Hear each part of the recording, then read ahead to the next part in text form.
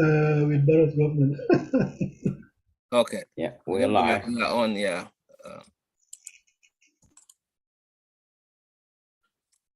Welcome to our weekly New Gambia platform talk show. Today is September 4th, 2022. Our topic of discussion today is, it would be about rising fuel costs around the world. And also, we also have Banjul Road project that people were pointing finger on the government about its accountability. So these are the two areas that we're gonna be looking at. So our first topic will be fuel issue that we are accounting. Alas will start that, and then with the Banjul Road construction issue, Sam will come into that. So welcome, guys. Sam from Atlanta, from Indiana. Sam, welcome. And Alas from Germany, welcome. All right, Alas. Welcome. What is the topic? I mean, what is the issue on the rising gas price? I mean, I know I went to the tank the other day. I bought about $50 gas. It doesn't even fill my tank. I mean, Wow. yeah, it's about almost $5, per Yeah. so it's kind of going crazy, yeah. Yeah, I think it's the whole world. Right now, I think it's the whole world talking about it. One, we have a war going on, and then coming from the COVID, so there is inflation all over, so we are living in hard times. But when we come to the fuel cost, I mean, you know it yourself in America. So what do you think would be in the Gambia? I mean, the worry is always why is it very costly? So just to make it simple explanation for people maybe to have a hint about what's going on. We have normally the OPEC. The OPEC, they are the countries like a club who come together. There are countries who used to sell oil, and before everybody choosing his own price, they try to make like an organization. That's the OPEC. Countries like Saudi Arabia, Russia, I think even Nigeria, all these countries having oil. And they used to make an agreement about the oil price. Sometimes they go up, sometimes they go down to make sure that everybody is selling the oil the same price. So just that people know what is open. So through this war now going on, Russia happened to sell less oil. Is normal. Or not normal because of the embargo, the embargo they are pushing to the Russians to say good, like punishment. So you see that then the rest from the OPEC, like Saudi Arabia and the other countries, there's influence in that. So they happen to raise the rate higher now because the demand is high. For them, that's it. For them, it's a big win because it's too much. I think it's almost over 50% what they put on it. So that's why you have now, even in America, you can realize it when you go to tank your car. So that being the case, African countries who are already poor people also have to drive their cars. And then they also happen to realize that there's something happening. So what I was explaining, so from the OPEC, it comes down to the distributors of every country. You also have that in America. In Gambia we have this OMC, They are the importers from the oil, or gas, and distributed to the petrol stations in the Gambia. So I think even one of them, even the Gambia government have a share. So that means when they want to increase their prices, I think the government also have something to say. I mean, I'm not clear with that, but I heard that even the government have a share with petroleum. I don't know, things like that. Anyway, but they Yeah. also have this like cartel there, and then before it was this Basi who was doing that, taking all the money in his pocket those days, you know. So now I think we have more importers, and so they have to catch up also. So before the OPEC raised the prices, there was a big margin. It's normal. They were enjoying. So now OPEC raised the price, so they still want to enjoy that margin, which is going to be very high for the end user. It's normal. So that's why if you go to America now, you go and thank, you also realize that because these people, they know that everything has gone up. Instead to come down, they also want to push this price to you as end user. That's why when you want to tank your car, it's going to be very high. And that is also going on in the Gambia, not only in the Gambia, but in the whole world, even here. But what governments do is always they try to subsidize, try to give out money to make sure that the prices of gas or petrol stay stable somehow for the end user and for themselves. Because the governments themselves, they need also to buy. Because if you take Gambia, for example, you have a lot of taxes. Business people who use also this fuel.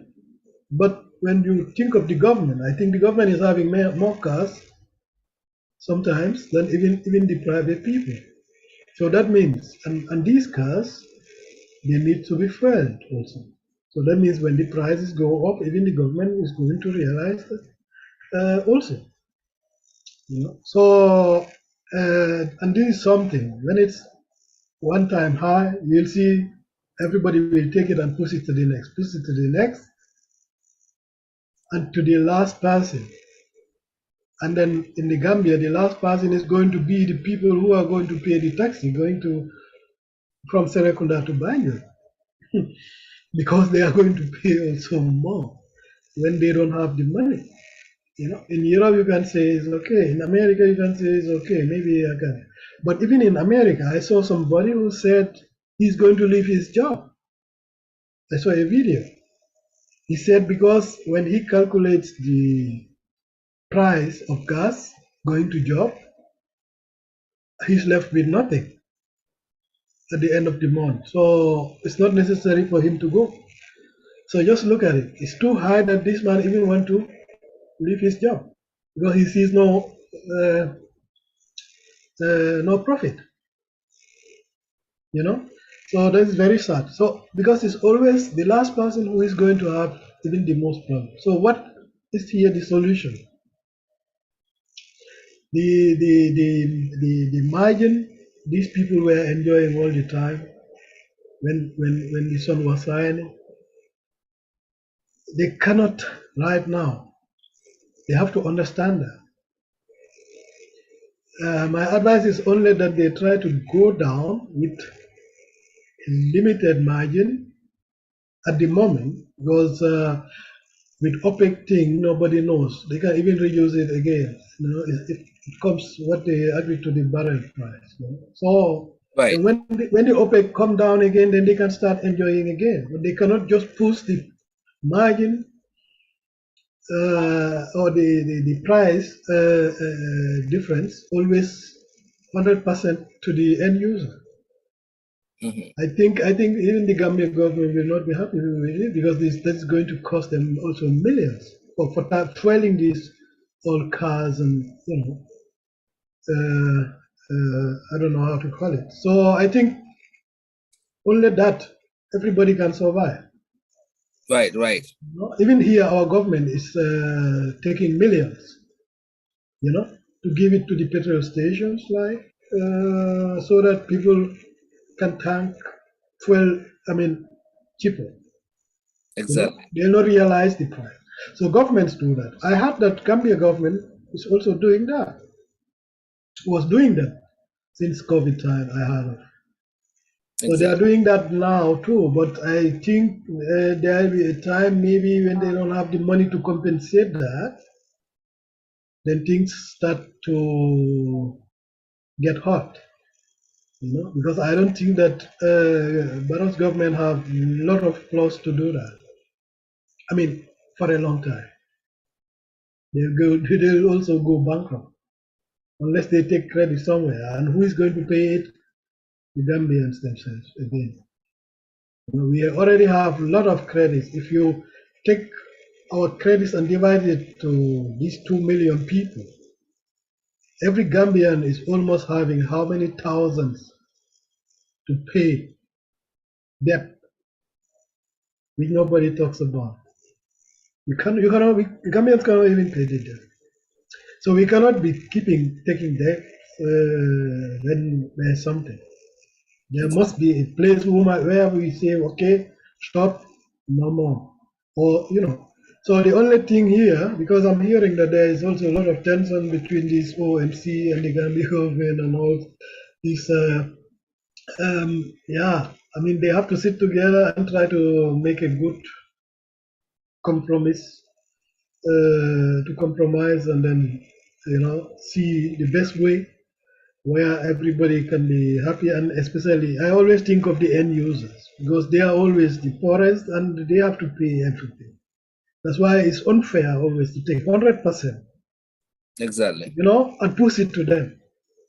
Just that Okay. the people, the middlemen, want to continue their nice life. So Yeah, I think here I give you or Sam to comment. exactly. Yeah, that would be good. Yeah. Thank you so much, Alas. Sam, the Alas was very informative and fruitful discussion there. What do you have to add to that? Yeah, when it comes to the cost of fuel, is really not much for me to say, especially for Gambia, because Gambia is part of the world and the whole world is facing the same dilemma. As a result, smart governments need to think what to do for their people, and this is why I always say, at the start of the fiscal year, it's always good. When it's time to do budgets, it's always good for our government to plan. And because if you fail to plan, you plan to fail. Thank you, sir. I know Alice is waiting for that. Yeah, I missed that one. So, if you think about it, you look at the largest producers of oil in the world that we cannot compare ourselves to. If we have the oil, which has been a rumor we had oil, but we don't know what the oil is and if it's true or not. So what should we do?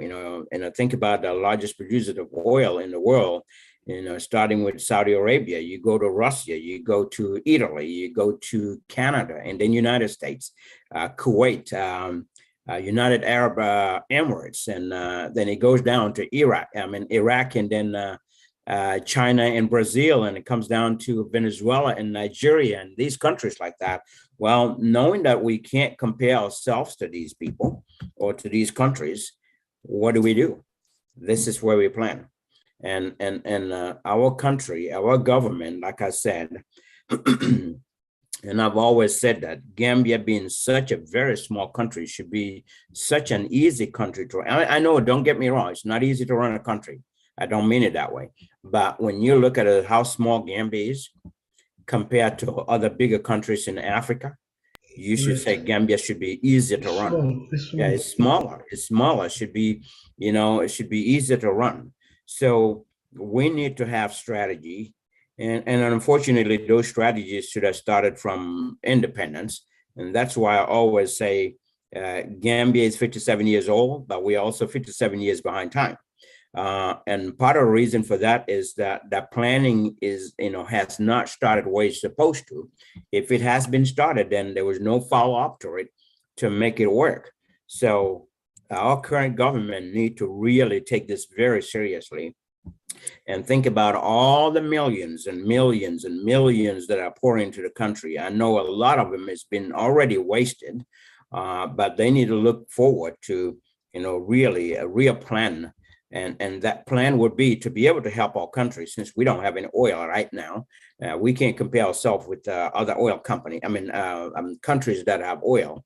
So what do? Well, we need to think outside of the box. Our government can spend those millions in getting energy efficient vehicles for public transportation, natural gas, vehicles that run on natural gas and not fuel, because we can't afford it. So if we get natural gas, say buses and public transportation in the country, number one, is going to make it a lot easier for the government to maintain, because the cost of natural gas will be less than the cost of the current fuel. So that's one. And the two is people that will encourage more people to take public transportation rather than trying to drive their own vehicles, trying to get cars, and also rather than taking a taxi. Because if the taxi driver is charging you because the cost of fuel is high, well, take public transportation. You take public transportation. And Gambians, we really need to cut the code according to our sites. We need to know what we have and what we can't have, and understand that and live within our income. You can't see Sawane or Alice driving a car and you want to buy a car too. That does not work. You don't know where their income is coming from. You don't know what they have. You can't compare yourself to them. If you do that, you never know. Exactly. If you do that, you're hurting yourself, because it's something that you're putting yourself into that you cannot afford. So Gambians need to know that we need to chill. We need to relax and stop watching and looking at what other people have and try to have the same thing when your source of income is not the same. It's not the same. So, but the government taking the role in providing energy efficient vehicles for people, for public transportation all over the country, will be a good start. That will, number one, encourage people to take that public transportation because they are new, they have air conditioning, they're well maintained. People will take that in the heat rather than getting into a taxi and get a lot of dust in your face and catch a lot of fresh cold there because of all the dust that's coming in. So it will encourage people to take public transportation. And the cost of public transportation will also be lower than a taxi, you see. So and they should make it very easy. And of course, this government is embarking on building roads, which is part of our infrastructure. Yes, you need good roads for those buses to run on, but we need to have, it's a long-term plan. It's not something that you get up tomorrow and do it. No, you've got to plan when you're doing your budgeting and cut down expenses from areas that are very unnecessary. Like, for example, State House budget. Why do we have that many millions assigned to the State House alone? That should be cut. And an example, government's own expenditure.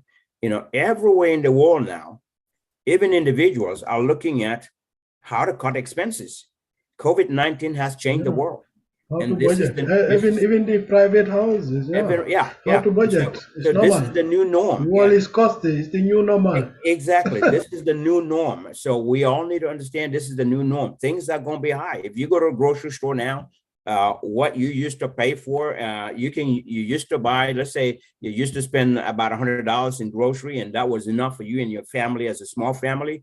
Today, you're going to spend $150 or more, so things that is everywhere. Everywhere. It's all over the world. So we all Gambians need to learn how to cut expenses, and the government need to take the lead in this by really cutting out all those unnecessary expenses. All those unnecessary budgets, that money that they budgeted for certain things that are not necessary, money that they budget for per diem and travel expenses should really be cut down big time, and put that money into something else that will benefit the country for long term. These are things that they need to look for. And again, that's going to Sam, force I just wanted to, I didn't wanted to break you, but you mentioned here something very interesting and very important. In fact, I was all the time thinking about it. Why can't we not use green energy for our transportation? Yeah, that's what I mean. Where's the problem? Yeah. You know, so it's reminding me last time where I told you here we have everything, the resources, working on it. Yeah. Waiting for the white man to come and tell us you have to use it. You understand? Because when I think, or even these the car industries today, if you look at it, they are all going going for electric. Yeah. You understand? Yeah. Not even oil anymore. Yeah. So last time I was even thinking, we are having sun, we are having water, hydropower, we are having wind power. You know, we having we can use the sun, the solar. But we are doing in the Gambia very little about all these things. Yeah, because we don't have the right people that should think along that line. Yeah, that's it. Because even our electricity, I suggested that long ago. Why can't we not use windmills? Even in Europe or the West, they are doing that. Yeah. And they don't have much wind. So sometimes, even if you come to Germany here, you will see that the windmills, they even build it in the sea because of wind. So when you come to Gambia, our beach is wind without end. So, but we think that the beach is only good for tourists. You understand? Without understanding that if we build windmills there, you know, there will never be a blackout. In fact, if you don't mind, we can even supply Senegal. So but they have to come to the idea. And the electric cars, if you look at it, we can even manage to build government cars with solar on top. You have it in many countries. You know, so that means the battery is charged already from the solar. But when you have an electric car, I know that it's very possible that you can also use it to move the car. You know, there is one African country. I don't know how they did that. They even try it now with a bus, and the bus is driving. Yeah, it's one of those. I think it's north. It's an African country. Yeah. You see, so they are trying to be innovative. We should not always depend on oil. Even the Europeans, they are running away from oil. That's why you have now electric cars and all, because they know that is no feature. So, when I think of the Gambia, we have all these things. So you just mentioned it. To end my that's right. That's fine. I mean, that's kind of like where I'm going along that line. That's why I said energy efficient. Energy efficient could be solar, could be, electric vehicle. I want to encourage electric vehicles right now because we don't have any electricity in Gambia. So we have electricity. I know, before we give it to gas, we give it to our houses. So if you take an electric vehicle and you charge it in Serakunda and you want to go to some and you run out, guess what? There's no place to charge that, so you'll be stuck there for a while. So I know. I won't go to electric. But that must be there first. When I say energy efficient, you're talking the windmill. We've seen them all over in the United States here. You're talking solar and things like that. But at the end of the day, the whole thing lies in the hands of the government. This is where the president need to, when they're selecting, when a president is selecting a cabinet member, okay, to be a minister, it should be someone, the president really need to look at people's background and what they study and things like that, and look for someone that's going to help us move our country forward, not someone that's going to be there. I have to interrupt you there. Our problem is we don't look at qualifications. That is our biggest problem we have. We don't look on qualification on who can do what. I know. So that's why I'm getting to. You're correct. That's why I'm getting to. The government, the president need to look for the right people that have the right knowledge and experience and the mindset. For some, if we have Minister of Energy, we have Minister of Energy. What are they doing? What kind of energy are they managing? What do they do for it? We need someone that is going to look for things that is going to move Gambia forward. Minister of Energy and Transportation, they should be looking for things like that. If they hear that an African country invented a bus that runs on solar, for example, that means that is when they need to take that paradigm and go find out. Communicate with your colleague, communicate with your counterpart there, and talk to them. Do Zoom meetings first, and until it's necessary to go there, then you make that trip and get that travel expenses and go there. See things for yourself. Look at all the details, and when you come back, you don't just go to your home and then take the next week off. Nobody sees you at work. I mean, we sent you for a reason. Go get something, information, and come back and debrief the president. Let the president know this is what is happening. This is what they did. So let's make a note of adding something to our budget and think and plan on what can we do to get something like that in the near future. It doesn't need to be tomorrow. We don't need it tomorrow. In fact, I think because of the patent also, it can take time maybe. So yeah, it takes time. That's why I said planning. But we can try ourselves. Yeah. But unfortunately, that's what we don't have. That's why we are where we are today. We should have really passed this level. Today, we should not have been talking about that. Back in the days, in Jawara's time, there was GPTC. You have GPTC with public buses there. Where are those buses now? I mean, what happened to that corporation? What happened? And we also need to learn to maintain things. Gambians like to have a new house. You put them in a new house. Within 1 year, that house looks like people have lived in there for 10 years. You give them a new car. The next week, they go out, they ruin that car. I mean, they start scratching that car. The next person talks about it, they say, it's just a car. I mean, it's money. I mean, it's not just a car. This is your money. This is the person's money. They want to take care of it. They don't want any scratch on their car. This is how we can maintain things. But Gambians don't know how to. They want to have something, but how to maintain it is a big issue there. It's a big issue. But at the end of the day, I'm going to stop here so that we don't take too much time on this, so we can get to the next topic. But at the end of the day, the government needs to really take the stand and look at the future for our country. But thank you, Sam. Thank you. So we're gonna transition to the next topic, which is a hot topic all over social media. But this is what I want to point out on your discussion. I was taking notes and making sure that we are aligning our discussion on the topic that we are speaking about.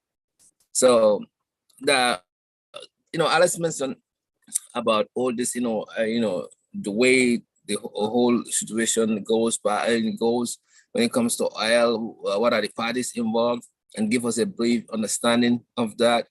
That was great. And then making sure that he highlights the global aspect of this. This is a global issue. And Sam also mentioned that it's a global issue in the sense that globally everybody is affected by this. Like I said, I bought a gas for $50. It doesn't even take me, like half a week, So everybody is, in this together. Now, we can blame it on COVID. We can blame it on Russia, and Ukraine fight. You can blame it on anything, No, but it's from the OPEC. The fact of the matter is, in the case of Gambia, definitely when situations like this happens, it becomes worse there. I don't know, is it because of lack of preparation, lack of leadership, lack of creativity, innovation, lack of thinking outside the box, or people are just, corrupt? So I think, it got worse there. Anything that we talk about right now globally, when it comes to food, when it comes to any other thing that globally is affecting the world, Gambia become worse there. So we need to question why. The rising fuel prices is all over. That we can all attest to that. All countries are struggling and people are complaining. But now, for us right now, what is the deal? That's the question. So I was reading Point newspaper the other time, and also the publication on the increase of the fuel. So the petrol price was increased from $69 to $78, and the diesel fuel was increased from $64 to $73. That is a little bump that the drivers are complaining, and this was just this increase started since in January 2022. So drivers are saying that in order for them to be able to sustain that, they have to increase the fare, and the fare increase will also affect the customers. The people that's why I said the end user is always the always the victim, and that is the poor people. What I'm looking at, now if the prices of fares are getting increased, now the pay rates are not getting increased. Now that doesn't make any sense. People will end up walking on their foot, or probably trying to invest in bicycles or something. The things that don't even consume gas or electricity. But you will see that when that happens, Mr. Sawane, the price will go down. Yeah. So no, that would have to do with the supply and demand. I understand that. But what I'm trying to say here is that because of the crisis happening, our people do take advantage of the situation and jack up the price, and the end people who you're suffering are the regular folks who are trying to put bread and butter on the table. So how can we mitigate this? First of all, this is gonna be a fundamental, like Sam was saying, fundamental approach. You assess everything from that ministry. Okay, that ministry need to look at the situation and then debrief the president about what are the things that we need to do to make sure that everybody at least gets relief from this. Okay, we know that it's a global issue. We know that the way OPEC works and all that. But at the end of the day, when things change, you change your things. You change. But I think still even the Gambia government was trying to subsidize the whole time also. Yeah, but that is a lot of money also, because they don't have it even. That's why I think right now, I don't know. There is no more money. Right now, what is the solution? What is the elephant on the table here? I just wanted to say this OMC, I don't know how to call it. They should not expect 100% margin as yesterday, but to take it also as world condition, world economical problem, world economical condition, and try to understand and compromise with the government, or I don't know. Yeah, the distributors. What do you think of the solution? That is not too high. That is not too high for the end user also, because they don't have money. Yeah. Again, I'm going to talk about something specific here. Okay. We need to focus on what we can control. All right. If rain is pouring down and there's too much rain coming, can you control the rain? No, you can't. No. What can you do? You control what you can control and forget about what you cannot control. Okay. What is happening in the world? Gambia is too small to control that. We cannot control what is happening in the world. Yeah. So what are the solutions? We need to look at ourselves. Our solution is, like I said, the government need to plan for it. But immediate solution here is, or one of the solutions for the immediate impact is, government need to make sure that PURA is doing their job. PURA need to make sure that the gas prices are not just going up and being inflated because of price gouging, where they should not allow price gouging. Just like PURA need to regulate to make sure that, just like how they should regulate the GSM companies, this is all part of their job. They need to make sure that there is no price gouging. When gas prices are going up, they're going to go up because it's going up everywhere in the world. We can't control that, but is it reasonable? So price control, they need to be involved in that, and make sure that the government need to be involved in this to make sure that when gas prices are going up, they are going up reasonably, not allowing people to gouge the gas prices, to make sure that they are very profitable. They double their profits on taxpayers' money. And when that happened, the end user suffers big time. So that's the step that they need to do while they're planning for the future. Okay. Yep. That is number one. What is the next solution? The rest is from the OPEC, unless the OPEC come down, because even in America, Joe Biden is also pumping a lot of money that you people don't also realize the price.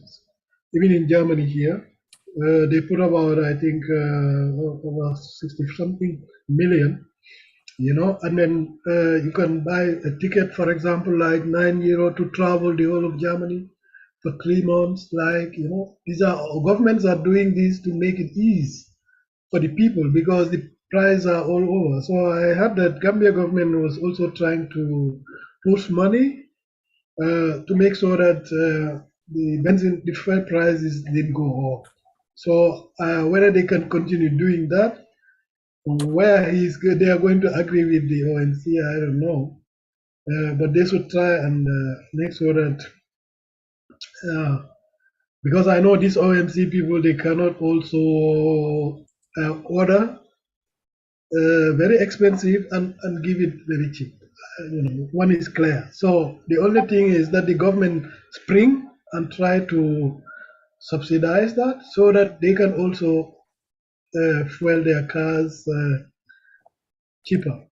Just like here, the government put a lot of money so that people, they call it tank tickets, so that people, when they go to buy fuel, they don't realize the price. Because the government just come at a certain percentage. Because if not, it was going to be very costly. So governments are doing that, not only So subsidizing it. subsidize it, because if not, people will die. The inflation is very hard. So when the OPEC, for example, put 100%, so everybody is going to realize it, whether it's USA, Germany, or up to Gambia, up to the last person taking the taxi from Serekunda to Banjul. So it's just like a wave going down. So only the government can try, Gambia government, try to minimize the disaster. So those are the two solutions. But what Sam said is also right. As a government, you always have to have a forecast. I used to say always. In economics, you call that forecast. Exactly. You can go from your budget this year and make a forecast for the next 3 years even. Exactly. Where the money is going, what are you going to spend, and things like that, so that when something happens, you can still, change a plan. They say when you have a plan, you can change it, but you cannot change anything when you don't have a plan.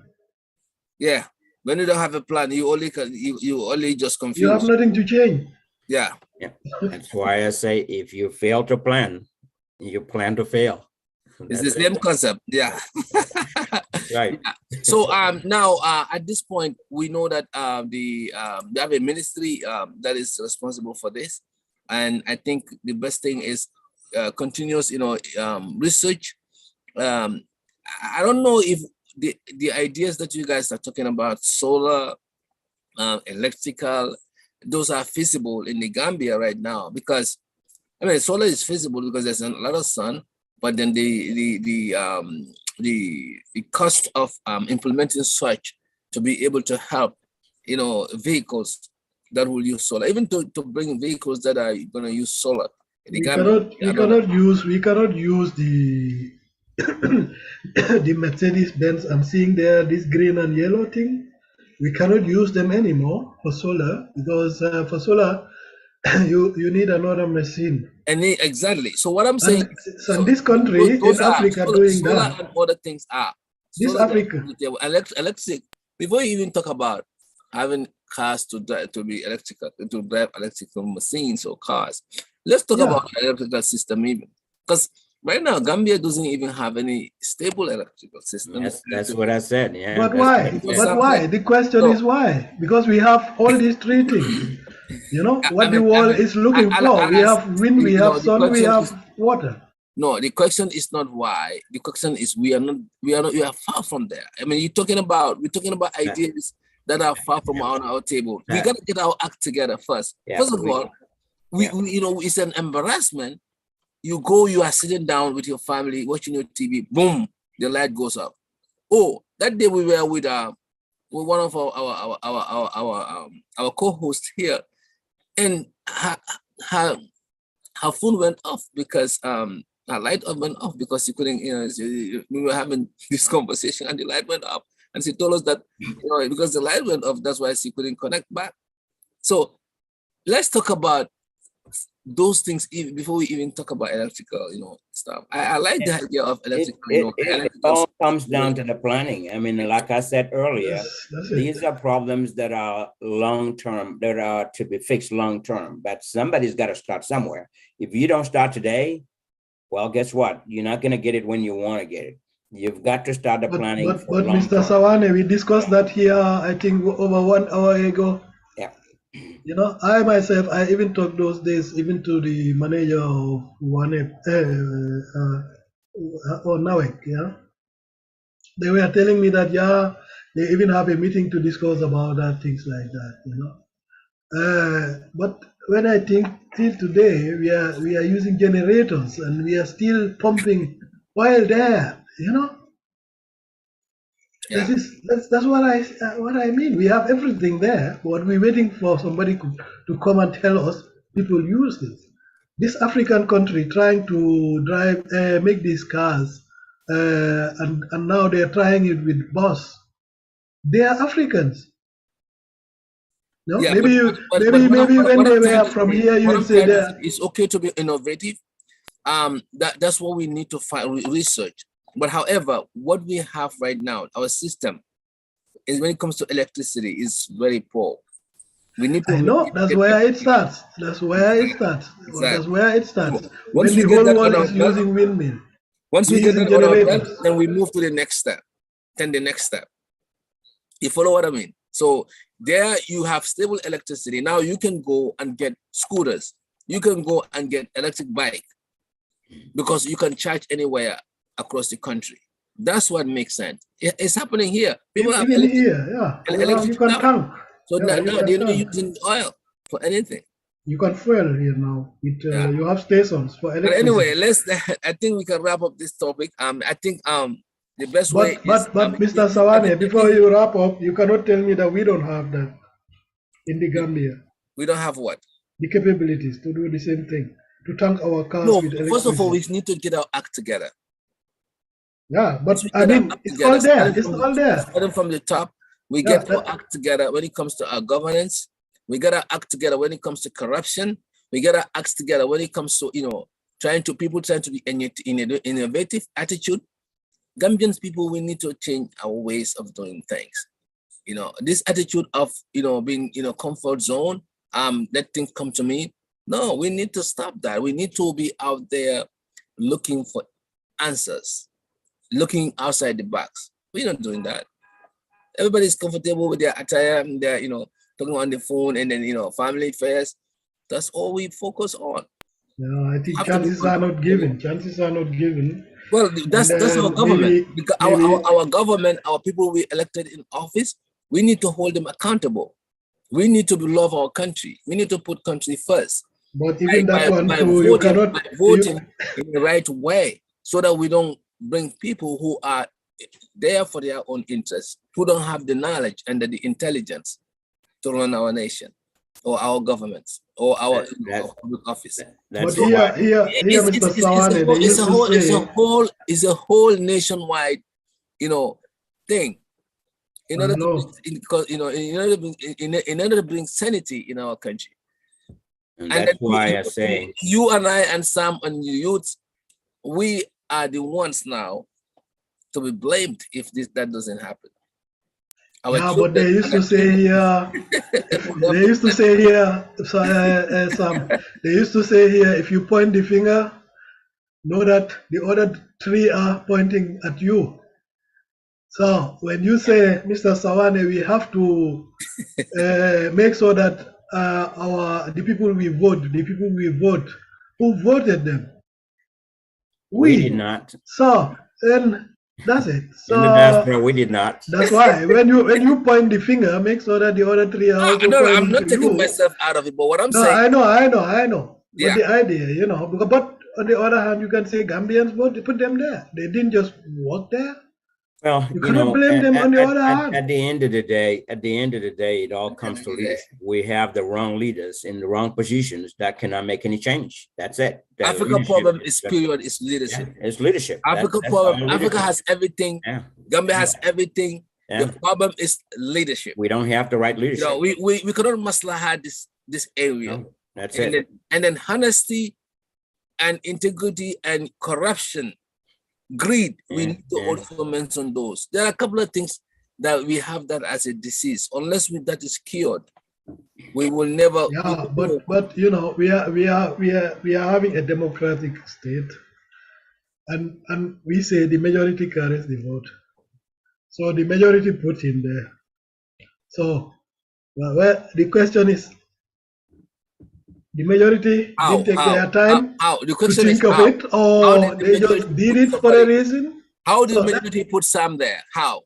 That's it. So the majority. So we have to ask the majority whether they didn't take their time to think of that, or they were in a rush, or they wanted to do it for a reason. Look at the anti-corruption bill sitting, you know, in the parliament. And this is not only the executive that are having an issue. Even our parliament. And we was gonna discuss that, but you know, we're gonna discuss that another time. Anti-corruption bill is still floating around because our parliamentarians don't have, you know, their act together. They don't want to, you know, go and then implement the law because they are themselves are corrupt, most of them, or many of them. It's a suspect anyway. Yeah. Because when I'm not ready to do something, to fight something, that means I'm not against it. I'm okay. I'm okay. Right, Sam? That is right, you know, and I see that the anti-corruption bill, I mean, it's floating around for how long? Even if it gets signed, I can almost guarantee this. Even if it gets signed, it's not going to be very effective, because there are things that we need to do first before we get to that, and things that need to come along with the anti-corruption bill for corruption to be able to stop. And like I said before, and I'm always going to say this, the only person that can stop corruption is the president, because anybody else that gets corruption, the Gambian people, you will be taken down. You will be taken out. Anybody that comes with any idea, they're going to discourage the president. They're going to discourage everybody. They're going to say it's not going to work. It's not going to work, because they know that is going to block the loopholes for them to be able to access all the access to funds that they had. So it's not going to work. It's the president that is going to know what that he needs to do and hold himself accountable first, then go down the list. Then the president has to be ready. But here, Mr. Sawane, here I have to say something.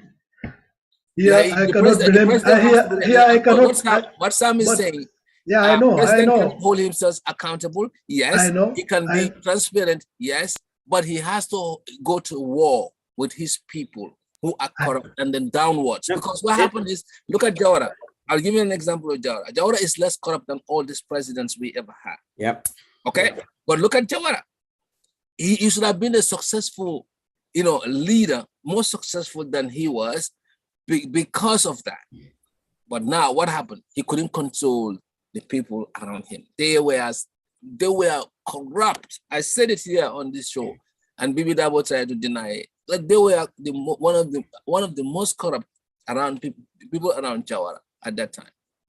So you have to fight two wars. Fight yourself, not to be corrupt, and then everybody else. Then you're gonna win that war. But the president, he cannot. If you cannot do that, then what's gonna happen? You took care of yourself. Now everybody else. Jammeh, he took care of everybody, but he didn't take care of himself. Barrow, he don't take care of anybody, and he didn't take care of himself. So yeah, but here I have to help.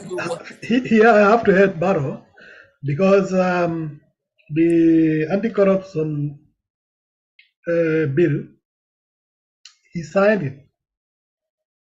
You understand? He signed it. He signed it even before the election.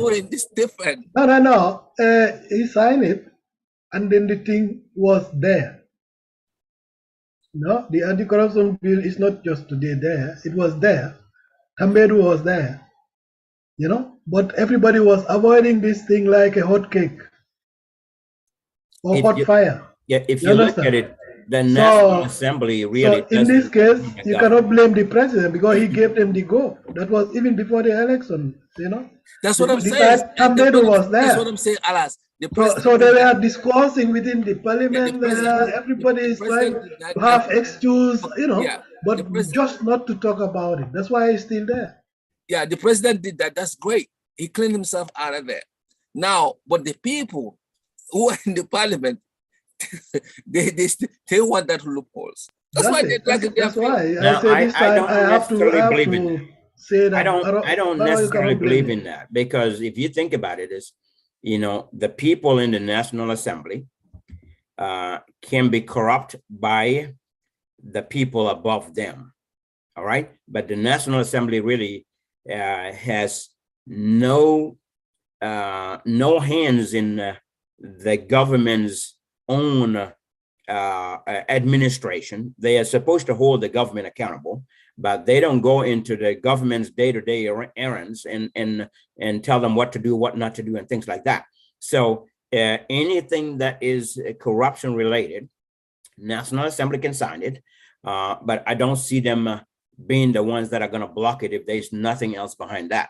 There's got to be a reason behind them sitting on that. There's got to be a reason. Let them come out and let them come out and say they it. need to debate that. They need to say that. They need to come out and talk about it. But if you have all these ministers coming and tell them, don't do it, don't do it, don't do it, don't do it, don't do it, don't do it, don't do it, they're going to sit there for a while. They need to listen to their own constituency people, the people that elected them and put them in there. And those people are telling them, do what is right for our country. We elected you to go represent us. We want this bill signed. But like I said, it's not just about the bill. It's not just about the bill being signed. There are other components that need to come in place for it to work. And if those components are not put together, the bill can be signed by the president, but is it going to work? Probably not. That's why I doubt it's going to work. Implementation is our problem. That is the problem. That's the problem. Yeah. We are good in making good laws. I mean, nice things, nice ideas. Yep. But who is there to implement it? When it comes to implement it, I don't know. I guarantee you, if it gets signed and put into law, the following week or the following month, somebody is going to play corruption. Somebody is going to find funds coming into the country and find a way to get his hands on those funds, and they will take them and nothing is going to happen. Implementation. Because of the implementation, because of all the system that need to be put in place so they don't. We have to get a commander-in-chief and implementation. So here's a good example. I think when we try to take people responsible for that, I think it's better when the process is also going through the House, so that they can prove these people and look at their history and all, because they must be correct people, because if not, it will not function. What do you mean, Alan? Yeah, they all have their history. Then you can see whether this person did that and that before you can allow him even to be one of the members. These people who are going to be employed should be clean. There's not even, when you are doing this voting or whatever, there's not even a good debate or good, research on people's, records. To even be able. That's what I mean with the history. That's what I mean with the history. Here's what I'll give because the people should be okay. If not, it's not going to function. We have seen it in one African country here. I don't want to mention the name. The chief security, for this anti-corruption, they went to his home. All cupboards were full of dollars. And then he was having also in America a big account. You understand? And he was the boss of the anti-corruption law. So you can see such examples. That means when we are going to employ people, this process must be done. They should look at their records. Go and talk to this current government. Go and talk to this current government. Bring them back all the German folks who stole our money, who did all the bad missteps? The government. So here's what I'm getting to. This is part of the reason why I said, even if the bill passed, is not going to work. I don't think. That's my opinion. May not necessarily be right, but my opinion is. So you're right. You're right. This is not your opinion. You are right, Sam. So here's why. Here's why. Okay. It's not gonna work. If the anti-corruption bill passed, all right, and it's out there, National Assembly vote for it, President signed it, but they have not closed, they have not taken funds out of people's hands, because I recommended this before. I said, take cash out of people's hands. Cashless. If everything goes through bank transfer, do not allow any minister to take $1 million to go buy a car or $1 million to spend on anything. I also said they need to have a delegation of authority. Ministers' delegation can be only up to 1 million. Nothing past that. They cannot spend anything more than that. But again, the most important thing is take cash out of people's hands. Take cash out of people's hands. Make sure everything is done through bank transfer to the government funds. Once you lock that door, then you sign the anti-corruption bill. The door is already locked for them to take money, because now there's no funds going into their hands. But if you don't lock those doors and you leave all of those open and you sign the anti-corruption bill, and then tomorrow or next month, another minister gets a chance of getting $6 million in funds, right? To do something. I guarantee you that minister and his permanent secretary and the directors behind them, they're all going to get their share, and they're going to back it themselves. They're going to get their share, and they're going to forge papers to show that this $6 million has been spent on that. And in my world, you forge paper, you gave a wrong documentation, forgery, that's a criminal act. You belong to mile 2. In my world, that's the way I look at it. You forge papers to take Gambian people's funds, you will be arrested and prosecuted and taken to jail. We will set that example. That's the way I think, and that's the way it needs to be. So anti-corruption bill need to come with something else. I don't know what's all in the bill, but if you just sign the bill and none of that stuff is no, the problem is all those things you're talking about. I haven't seen the bill, but I probably think they are there. The problem you're saying is that the reason why they're dragging their feet is politics, is corruption themselves. They corrupt themselves, and they don't want this thing to come forward because it's going to haunt them. If you're corrupt, you'll be scared for this implication. I mean, for this law to be passed. Suspect. Okay. And then the problem here is that, like we're saying, one problem that we have is implementation issue. I think among all these presidents, Jammeh was even more better than that. But again, he himself was corrupt. Because Jammeh ruled by force. Exactly. Sometimes you need some little bit force. Yes. In this democracy, because I don't believe in. At the end of the day, if you force people. Yeah. But normally you don't even need to use force. But sometimes maybe people. Leadership. Even Jammeh, maybe the people made him a monster. Normally, it should not always go Jammeh's only problem is murder, killing, and stuff. But in terms of implementation, sometimes you need to be aggressive, because if you're not aggressive, you don't set good examples. Yeah. So I agree. If you put the minister's hand behind his back in a handcuff and take him to jail because of being found guilty. Or a parliamentarian or whoever it is, I'm telling you, everybody watching, they will be thinking twice. And like I said, leadership is leading people by example, not leading people by force. If you lead people by example, you've got to be the best example yourself. But if you want to lead people, but what about if people don't follow your example? You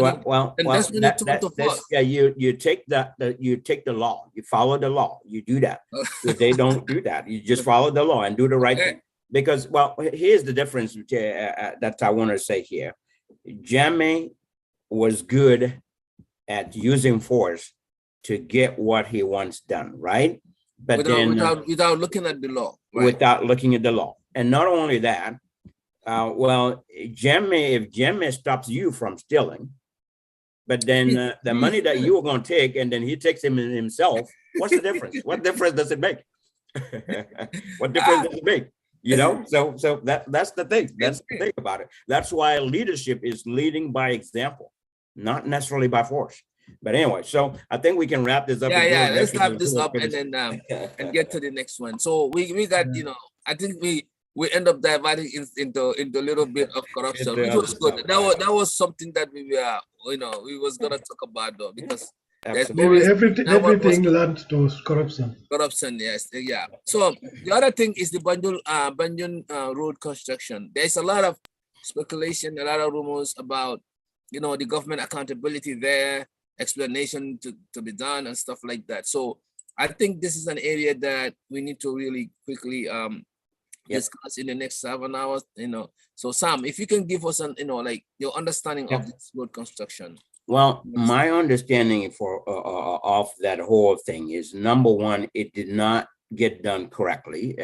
When I say correctly, is it didn't start where it needed to start. And where it needed to start is we have an institution called GPPA, Gambia Public Procurement Authority, that was supposed to have been responsible for making sure that anyone that is interested in the rehabilitation of Banjul should send in their contract bids to GPPA. GPPA needs to look after the Gambia's interest, to look at all these bids that are coming and evaluate and analyze who is qualified, number one, to do this job and do it correctly. Number two, what prices are these people checking? Or what is the cost of all of these? To look at what is the best interest for Gambia. The best interest for Gambia is for the job to be done right at a reasonable price, not anyone overcharging us, but the durability of the job is very important. How long will that last when they fix the road?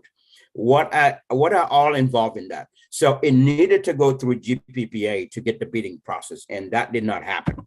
So that's wrong. That's the first wrong thing, because and second, you know, getting all of those done. I don't even want to talk about how much money is spent, because I can make a mistake and quote an amount that's not right. I'm just going to say the millions of the losses that is spent on that road is it worth the amount of work that we saw in there? Obviously, when this rain came and Banjul flooded, when we were supposed to have a drainage system, well, that's a huge question to ask. And this is where someone needs to say, wait a minute. This was all inclusive. You were supposed to build all of this.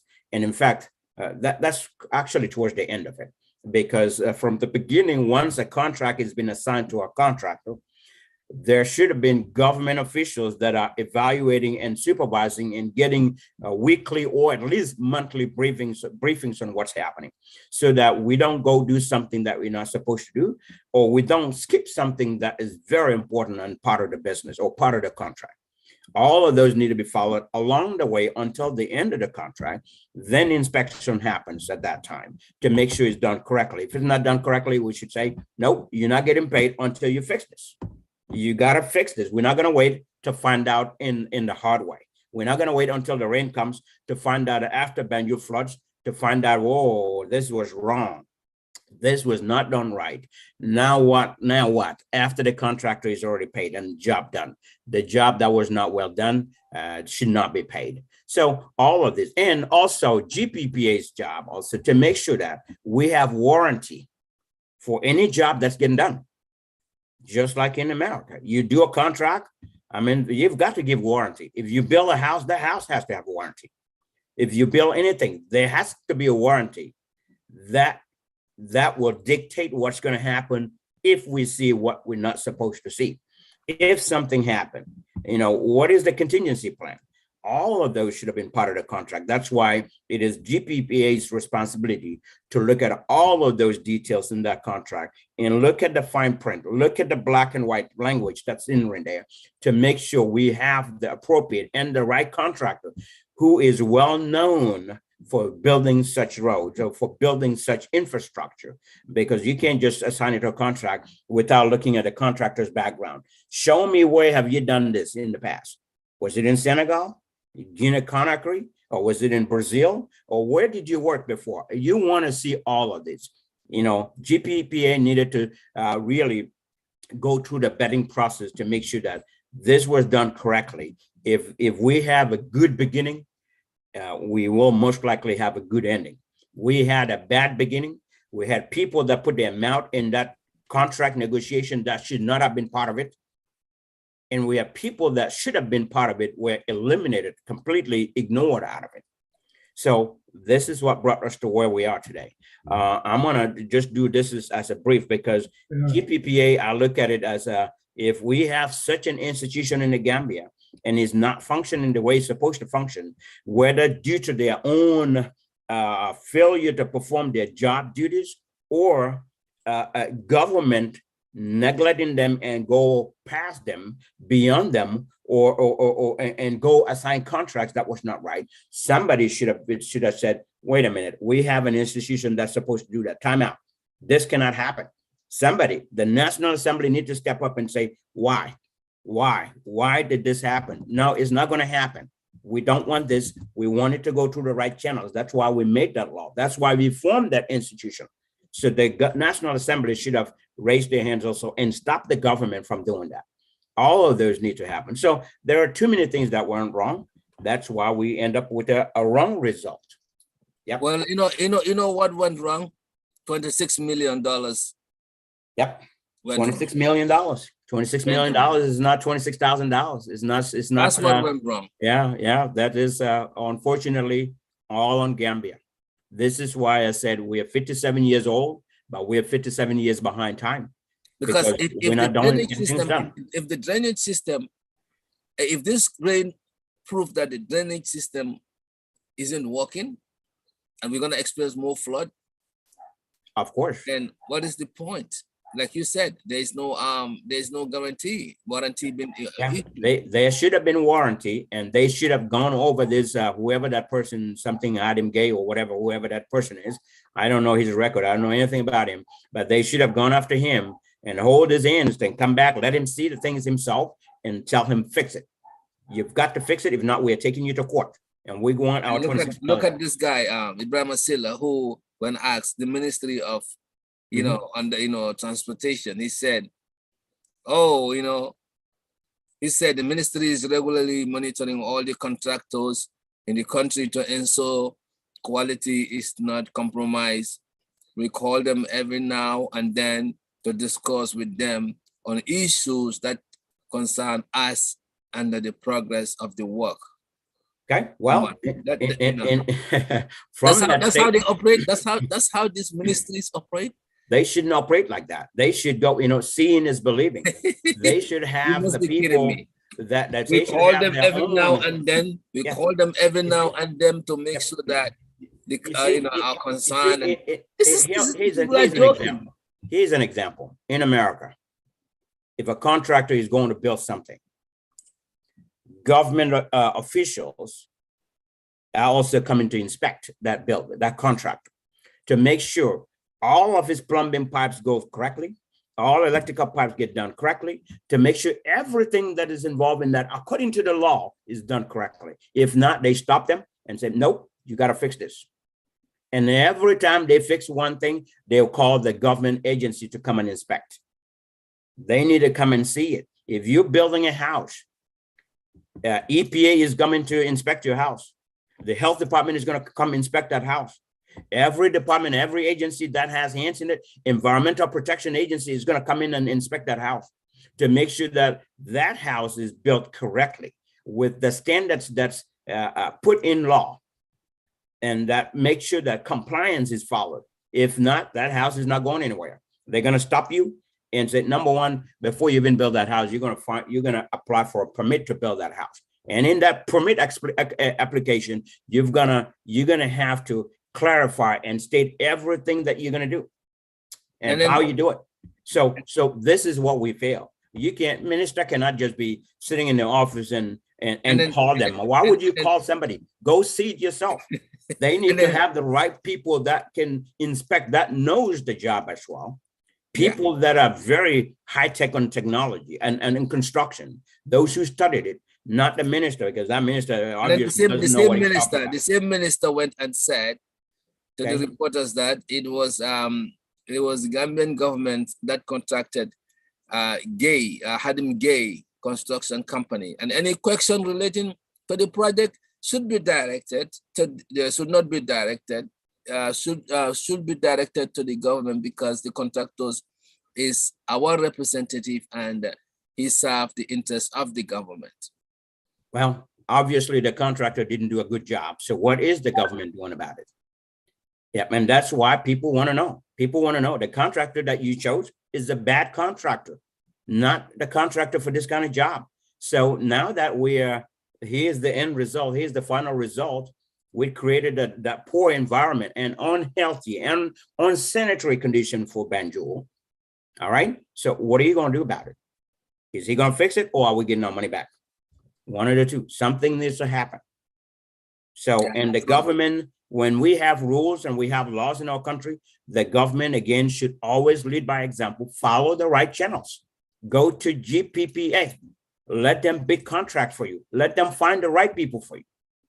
And the right contractors that have the experience and the knowledge and the technology. And who can also negotiate contracts. Exactly. Look at when, if something goes wrong, what are the contingencies? Exactly. That's the GPPA's job. So how can the government bypass them and go give a contract to someone? If you've put an institution in place, use that institution. If not, dissolve it. Don't keep those people sitting there and we're paying them money, but they're not doing their job. That's it. That's the point, you know? So I don't believe in, I don't take those excuses from ministers. We all know what happened. We all know government did it. Yes. Now they should be held accountable.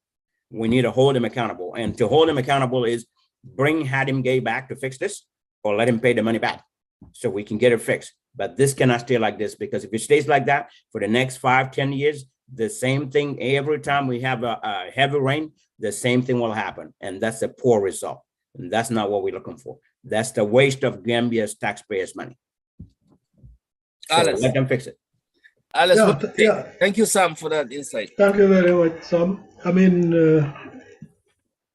I heard of it and I was enjoying the discussion also. I mean, of course. Sam, you used to say it, nah? Without a plan, you plan to fail. So who didn't plan here? So, yeah, difficult Who to didn't say. plan here? Government said they did it, they did the plan, and the plan is bad plan. They did not have a plan. But I said here something, Sam. We're coming back to that. Mm-hmm. You know? And if the government didn't plan, we don't always look on professionals. We don't look on qualified personals. We don't look at experts. So you cannot expect miracles to happen. You know, such things is even minor. You know, because who controls these contractors? Nobody. Why are they given this contract? Nobody knows. You know, so, and certain things just go like, I know this person is the brother of my tante. I know this person is a friend of my brother. Things like that. But is the person qualified for such a gigantic project?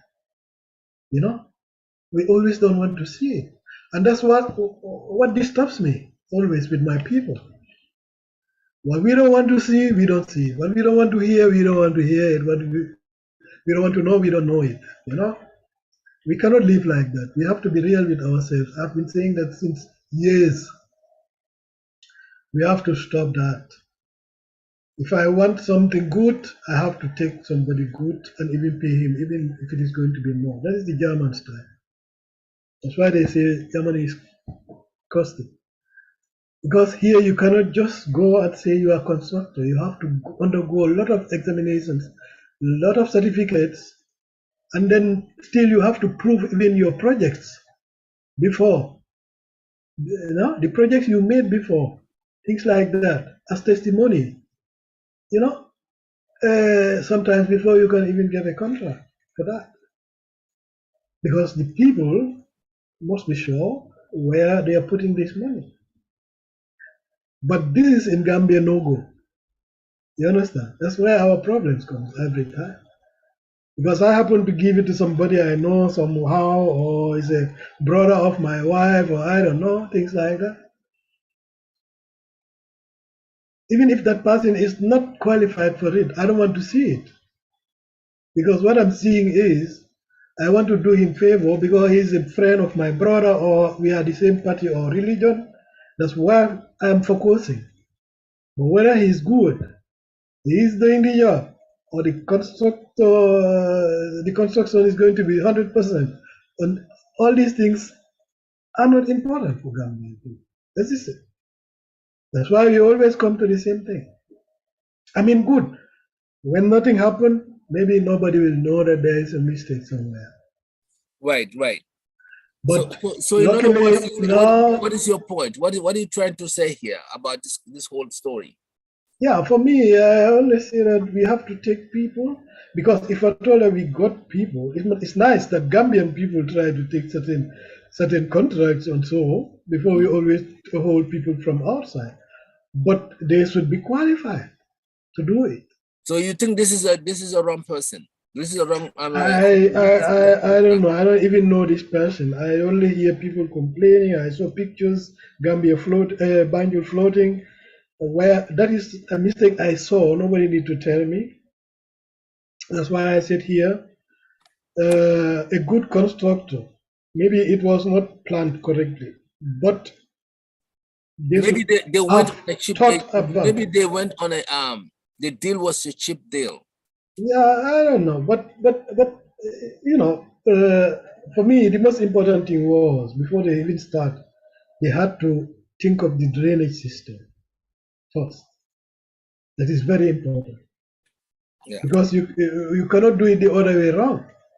You cannot build the road and then after you want to come back to make drainage system. What is that? Waste of millions. Yep. You know. So being a good constructor, right now when you tell somebody to build you a house, if he starts to tell you, okay, I'm going to start here and do and that and that and that, without mentioning the foundation, they know that he's not good. Mm-hmm. Is it definite? So in other words, something, let's just call a spade a spade. That's what I like to say. The contractor don't know the know-how, and then the government or whoever, the ministry, whoever is in charge of the contract negotiation don't have the right people in there, and then the right, things were not done correctly. Maybe there's a side benefit, who knows? Again, we just came from discussing about corruption. That that could also raise an eyebrow. Maybe there is something there for somebody or some people that caused this cheap work to be done. Yeah, when you go to Banjul, people will tell, oh, Banjul is is built nicely. You barely can see a sun. You can. I had all those good comments commending the president, of course. Yeah, it can be nice and everything, but the quality. When the good things are done, guess what? Who gets the credit? They start from the top. When bad things are done, who get the credit and who get the discredit? It starts from the top. So that's how it works. So a lot of credit has been given to starting from the president. Now, when this happened, of course, this credit will go back to him, starting from the top to coming down to little guys like us. Yeah, good. So maybe he has already. The fact of the matter is that looking nice and being done correctly is totally different. That's why, elephant projects. Elephant, we all know what elephant is. I'm not saying that elephant is not big for nothing, but when they say elephant project, are projects that are looking good when you look from outside, but there are pockets of areas where there are loopholes or there are when the wind comes. When the wind comes. Exactly. When the wind comes, then you see the pockets, and that's when they start to say. So the point here is, we are good at elephant projects, making voters believe that oh, we're doing a good job. Maybe that's what won in Banjul and other areas, because Guess what? Banjul was built correctly. Let's rush and do it without doing their homework. Drainage system is one of the most important thing, because to undo it, That's what I could it costs see from the millions, float it costs there. billions to undo that. So I think they were rushing, trying to get this project before the election, trying to make a statement, and now it's all good, but they had to, so what you happened? know. I mean, I'm not laughing because it's not a laughing matter, because life were lost and all that. So what I want to say and add to this is, again, with the government giving contractor had him gave without going through the right channel, it's just like when you want to hire a pilot to fly a plane. I'm not getting to that plane, by the way. Yeah. So the example is, before you finish your statement, I'm not gonna get into that plane. I know. If you are hiring a pilot to fly a plane, and during that pilot interview and from the interview to the job application process, the whole contract process, and you have not involved anyone that knows about the pilot's job, you want to interview the pilot yourself. What questions are you going to ask him? How long have you been flying a plane? What is your qualification? And the pilot is going to tell you things that you have no idea what that is. Instead, contact your engineers from the civil aviation that knows about pilots and what they do, and have them interview that pilot. Exactly. Because then they know what to ask. They know what the pilot's response is going to be. They know what they will speak the same language when it comes to civil aviation. But if the Minister of Works says the government did it, they gave him a contract, and the government bypassed the public procurement authority and didn't follow the process and did it, well, this is what you get. So at the end of the day, what I'm going to ask all Gambian people, okay, is call your National Assembly members. Tell them they want investigations into this. Tell them to investigate this. This has really nothing to do with any individual. It is something that went wrong and should not have been wrong, should not have been that way if they followed the due process in doing the contract. So, and also not only that, since Ibrahim Asila, is he the Minister of Works now, or was he communication? I don't know what he is doing, but whatever he's doing, he may not know all of this. All of this started before him anyway, into that role. So, but the good thing, the most important thing for Gambian people is we are tired of Gambian money being wasted on wasteful spending. All right. Without getting any quality work getting done, without getting the quality work done. So we need to hold the government accountable. And how we can hold the government accountable is all Gambian people, no matter where you are, if we call our National Assembly members and tell them we want the truth out of it, we want this investigated, we want appropriate actions taken against the government in this. And that can include up to voting a vote of no confidence in this government. Because this government has just wasted this money, all these millions. This government has wasted a lot of other monies. This government had a lot of issues that they wanted to investigate, and we haven't seen the results of those investigations. We are not going to take this time. We're not going to sit and say, well, investigate, or listen to the government to say, we're going to investigate. Well, before you investigate this, tell us what happened with all the other investigations that you did. We want to see the results, because we don't want this to be pushed under the rug as what happened with the other stuff. So the Gambian people need to talk to the National Assembly members and tell them we want investigations into this. We want the truth. We want the truth, and we want this to be reconciled. We want this to be indemnified. In other words, this loss needs to be paid for one way or the other. We cannot give away $26 million for a poor project. And then it says that they say that the project might increase if they want to really the project might increase to 37 million. If there's there should never be any increase. If you tell someone to build something for you and you agree on a price, if they build it right for what you ask for, nothing. That is fine. But if they don't do the job right, they didn't, in this case, they did not do the job right. It should be from the contractor's expense, not Gambia's taxpayer. So that's where but here Sam, here I come. The question is, because who knows? Maybe they also did only what they are being paid for. Who knows? Maybe they even wanted to make the drainage, and maybe somebody tell them, no, we have only this. You never know what is behind this. That's where the National Assembly comes. Because they should have thought of it, especially Banjul.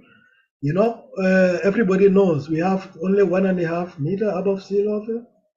Banjul is right now already in a very big danger. We have seen a lot of countries. I don't want to make anybody fear, but we have a lot of countries, especially in Asia, because of the global warming, that the ice is just melting and the water surface is getting higher. I mean, we have some years here, Yame time, to experience that our beaches were very tight because the water will come. So they try to make something and then try to push it back. But as the earth is getting warm, it's normal. And some areas are dry, some are having flood like Gambia. China is dry. Germany is no, you dry. You are right on that. You know. So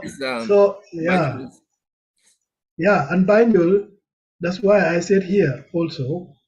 When I heard that they are taking the sun, selling it from there, I said we even need more to help to secure the place and the people than even taking sand from Gambia, from Banjul. Sand from the river. I mean, the coastal side. I mean, when it's from the river, it's something even better, but not from the coastal side.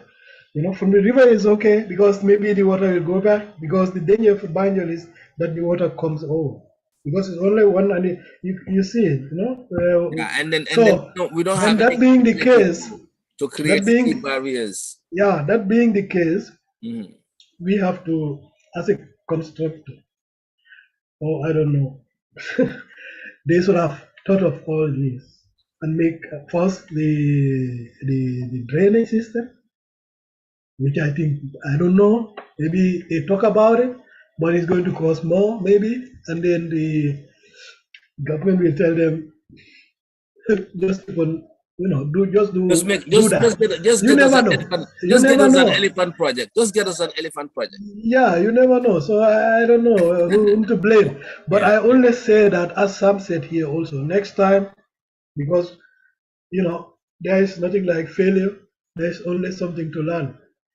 Learn from failing, yeah. So that's it. So here is something happened. I think even Barrow will learn from it. The constructor will learn from it.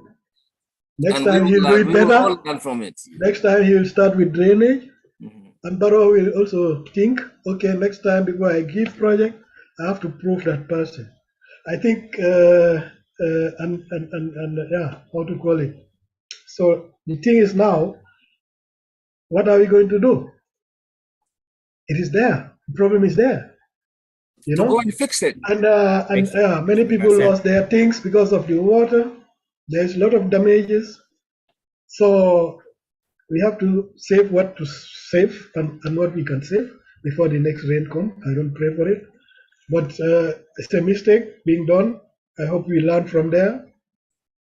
And then Barrow can see whether the constructor there can do something. Because normally you have a guarantee. Who's going to pay the price? Yeah, normally you have a guarantee. So this is why I said. Sam said that also here. You have a guarantee. You see here in Germany, if you sell something, even after 2 years, that person can come again. We need our National Assembly to investigate this. We cannot let the government investigate it themselves. Especially when we're talking about millions. Right. We need our National Assembly to investigate this. Take it and table it and discuss it among the National Assembly members and come out and tell the Gambian people the truth. Exactly. Then we follow the process and then hold the government accountable to make sure that this is corrected. corrective actions are taken. Maybe there is guarantee. It's I part don't of the see. contract. It's part We of the don't see the contract. Who will contract. build a road without a drainage? I don't know. I mean, who will build a road without drainage? A good proper drainage system. That's I mean, common. maybe That's there part of is the problem. some. Maybe there is a guarantee. I No, don't no, see the contract. Alice, what Sam is saying here is two people, all these two areas cannot make a mistake like that. Yeah. Somebody is not using either. Somebody's playing game, exactly. Or they're not using their head. Yeah, but I said it here right at the beginning. We don't look at who can build a qualification. road without a drainage system? Yeah, That's what Sam is saying. Yeah, I know. Yeah. I said it. Even your house, if you build a house, you have to have a plumber that's going to create a drainage for your house. Have a drainage. That is going to lay all the pipes that will end up in the suckerway system. Right. You know, It's already the foundation. The foundation. So that's all done there in the foundation. So that's why I said, who will build a road like that? Do a massive without drainage, because the drainage is always the foundation. It's part of it. It's part of it. It is the most important thing for us to know the truth. If I should build all these things and leave the drainage system, then there's something wrong. Yeah. So for us to know the truth, we need our National Assembly members to investigate. And they are the ones that should investigate the government, hold the government accountable. Come out and tell the Gambian people that elected them and tell them the truth. Tell them exactly what happened and tell us what they're going to do to hold the government accountable. That's all we need. And here I have another question also. After the construction was all done, was there any end controlling, as I used to say? Was there anybody to go and look first before saying it's okay? But that's all. That's also our problem in Gambia. We never control. That's all under the ministry and the government. You know, whoever is doing the contract, you should be in charge of that. If they didn't do that, then that's their business. Yeah, every contract comes when you don't do that, agreement. Then you cannot tell the contractor you made something wrong. Nobody is telling the contractor to make something wrong. What we are saying is the people on the contract table discussion, they need to have the right people. Okay, the ministry is accountable. The government, the president, starting from the president coming down, they're all accountable because if I send somebody to do something, or have a delicate district area, they haven't succeeded doing it, I am accountable because I chose the wrong people, or maybe I didn't oversee them. So that's what we're all saying. We're not saying that the contractor is. But then the contractor can also recommend it. They say maybe we cannot afford it, or maybe we don't want to do it, or whatever could be. Maybe they didn't give me enough money to do it. Exactly. Maybe they go through the back doors. Who knows?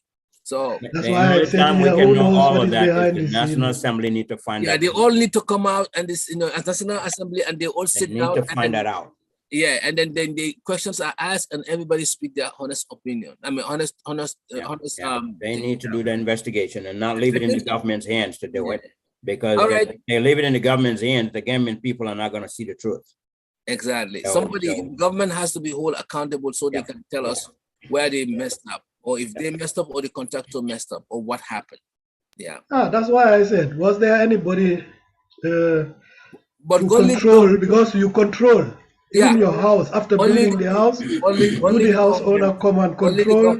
Only the government can answer that. Yeah, whether the doors are opening and closing, whether the windows are okay, it's your duty as house owner and contract giver. So you should let's ask the government that. Yeah, if your contractor or just made it with a paint just for your eyes to think that everything is nice. Yeah, and you pay for it. I think we can just wrap up this. It's 1 o'clock, and we've been on this show for an hour, over an hour. So Sam has to go. Sam has to go today. We can wrap it up here and final thoughts. But thank you all. Thank you. It was a very fruitful discussion, and really appreciate all your time. And like I said, I'm going to go back to the National Assembly by having Gambian people, by telling all Gambian people, ask your National Assembly member to look into this and find the truth and come tell Gambian people the truth. That's why we voted for them. That's why you people in the Gambia voted for them and put them in office to represent you. You need representation. We need true representation, someone that's going to come out and tell you the truth. Let them investigate and come and tell us the truth. And also, what are they going to do about this? So that's very important. Thank you. Thank you. Thank you. Alas, your final thought? Yeah, what should I say? Let them clear it, and then let them try and see what went wrong, and then let us not try to repeat that again. We learn from mistakes. I don't know where the mistake comes, but let it be cleared, as Sam said. And yeah, my advice is always not only because of this issue, but we have to be consequent and always practicing making end controls in anything, even money. Don't just throw the money and say, okay, take this and do that without controlling whether this money was used for that. It's a danger. So for me, that's the only advice I have, not only because of this issue, but in all other things. The government should always make, his own controlling. Okay. Thank you Not so only much. Thank believing. you.